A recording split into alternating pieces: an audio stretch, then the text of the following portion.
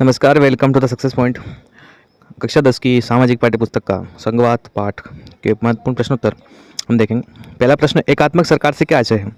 तो एकात्मक सरकार से आशय है कि जहाँ पर जो पूरी सत्ता पूरी शक्तियाँ एक केंद्रीय सरकार के हाथों में ही होती है, वो एकात्मक सरकार कहलाती है। कि जिस देश में एक ही स्तर की सरकार हो एवं समस्त शक्तियाँ केंद्रीय सरकार में नहीं तो वह एकात्मक सरकार कहलाती है। नाम से स्पष्ट है, एकात्मक का मतलब पूरी शक्तियाँ एक के हाथ में रहेगी। संघात्मक शासन से क्या चाहिए? तो देखो, संघ हमेशा 5-7 व्यक्तियों या 2-3 स्तरों से मिलकर के क्या बनता है? संघ बनता है। एक व्यक्ति कभी संघ नहीं बना सकता, ठीक है। तो जिस देश में 2 या 2 से अधिक स्तर की सरकारें हों उसे संघात्मक शासन कहते हैं। जैसे कि हमारे यहाँ 3 स्तर है, प्राथमिक स्तर, केंद्र स्तर, और दूसरा स्तर राज्य स्तर, और तीसरा स्तर स्थानीय स्तर, जहाँ पर सरपंच वगैरह चुने जाते हैं, ठीक है। किन देशों में एकात्मक सरकार है? तो इंग्लैंड और जापान में है। किन देशों में संघात्मक सरकार है? तो अमेरिका में और भारत में संघात्मक सरकार है। बिल्कुल हमारे यहाँ संघात्मक सरकार है। संघीय व्यवस्था कितने तरीकों से गठित होती है? तो संघीय व्यवस्था साथ आकर संघ बनाना, और दूसरा प्रादेशिक विभाजन द्वारा। तो हमारे यहाँ पर जो है प्रादेशिक विभाजन द्वारा सरकार बनाई गई कि अलग पूरे देश को अलग अलग राज्यों में बांट करके, और राज्य सरकारें भी काम करती है और उनके ऊपर केंद्र सरकार भी काम करती है। वर्तमान में बेल्जियम में किस प्रकार की सरकार है? तो बेल्जियम में भी जो है हमारे जैसी भारत जैसी संघात्मक सरकार है। भारतीय संविधान में मूल रूप से कितने स्तरीय शासन व्यवस्था थी? तो भारतीय संविधान में मूल रूप से 2 स्तर की थी, परंतु वर्तमान में कितने स्तर हैं? 3 स्तर हैं, क्योंकि 1959 में जो पंडित जवाहरलाल नेहरू के नेतृत्व में ग्राम पंचायत को गठन करके तीसरा स्तर बनाया गया, जिसको हम स्थानीय स्वशासन बोलते हैं। जो ग्राम पंचायतों की जो स्थापना की गई वो तीसरा स्तर है। तो लेकिन संविधान में 2 स्तर की ही शासन व्यवस्था थी। आदर्श संघीय व्यवस्था के 2 तत्व बताइए। तो सबसे अच्छी, आदर्श का मतलब सबसे अच्छी संघीय व्यवस्था किसे कहेंगे? तो एक तो आपसी समन्वय हो, यानी कि जो 3 स्तर बनाए गए हैं, केंद्र सरकार सबसे ऊपर, उसके नीचे राज्य सरकार, फिर स्थानीय स्वशासन, तो तीनों मिलकर आपसी समन्वय से काम करें, एक दूसरे की बात माने, उसको बोलते हैं आपसी समन्वय। और साथ रहने पर सहमति, कि सभी साथ रह करके देश के विकास के लिए कार्य करें, ठीक है जी। भारतीय संविधान की 8वीं सूची में कितनी भाषाओं को शामिल किया गया? तो 22 भाषाओं को इसमें शामिल किया गया है। और भारत में राज्य पुनर्गठन आयोग की रिपोर्ट को कब लागू किया गया? तो 1 नवंबर 1956। ये वही तारीख है जिस दिन राजस्थान का एकीकरण समाप्त हुआ था और हम ये पूरे भूभाग को राजपुताना की जगह राजस्थान कहने लग गए थे, ठीक है। तो 1 नवंबर 1956। भारतीय संविधान में विषयों का विभाजन कितनी सूचियों में किया गया है? तो 3 सूचियों में बांटा गया है पूरे विषयों को। एक होती है संघ सूची, संघ सूची के विषयों पर केवल केंद्र सरकार कानून बना सकती है, और दूसरी है राज्य सूची, इस पर केवल राज्य सरकारें ही कानून बना सकती है, और तीसरी है समवर्ती सूची, तो इस पर जो है दोनों कानून बना सकती हैं, लेकिन विवाद की स्थिति में हमेशा केंद्र सरकार का कानून ही मान्य रहेगा, ठीक है।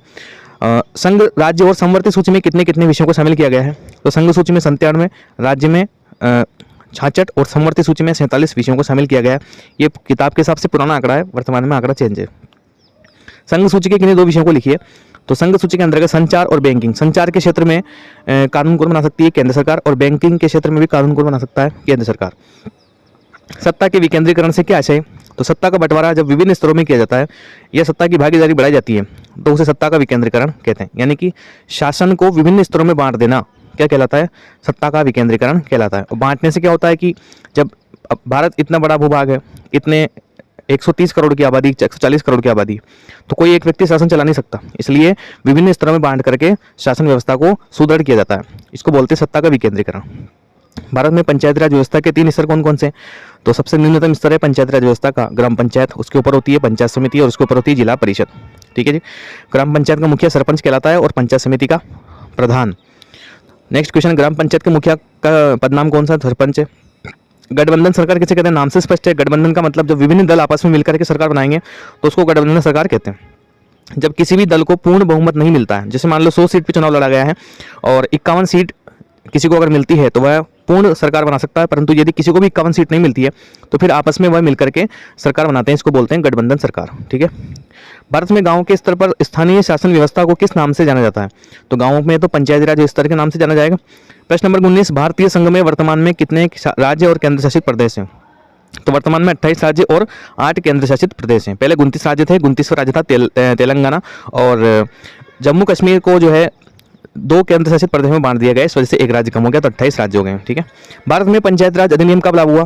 तो 73वां संविधान संशोधन 1992 में लागू हुआ पंचायती राज अधिनियम, ठीक है। और 74वें संविधान संशोधन 1993 में लागू हुआ, नगर पालिका उसमें बनी है ना। 73वें संविधान संशोधन की विशेषताएं बताइए। तो एक तो प्रति 5 वर्ष में नियमित चुनाव कराना आवश्यक है और संवैधानिक प्रावधान इनको दिया गया है। पंचायत समिति, ग्राम पंचायत को संवैधानिक मान्यता दी हुई है और आरक्षण की व्यवस्था भी इनमें की गई है SC ST वर्ग के लिए, महिलाओं के लिए विशेष रूप से। ठीक है, भारत में अवशिष्ट विषयों पर कानून बनाने का अधिकार किसको है? अब अवशिष्ट विषय कौन से?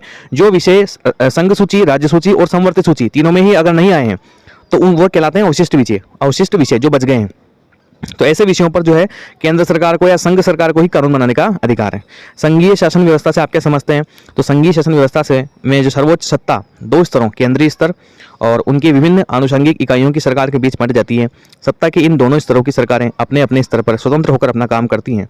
ये दोनों ही सरकारें अपने अपने स्तर पर लोगों के प्रति जवाबदेह होती हैं। इसमें आप तीसरा स्तर और ऐड कर सकते हैं, स्थानीय स्तर, जो कि पंचायत समिति, ग्राम पंचायत, जिला परिषद। ठीक है, क्योंकि ये तीसरा स्तर होता है, क्योंकि संविधान में जो तीसरा स्तर नहीं बनाया गया था जब संविधान का निर्माण हुआ, और तीसरा स्तर जो है 1959-60 के बाद में अस्तित्व में आया।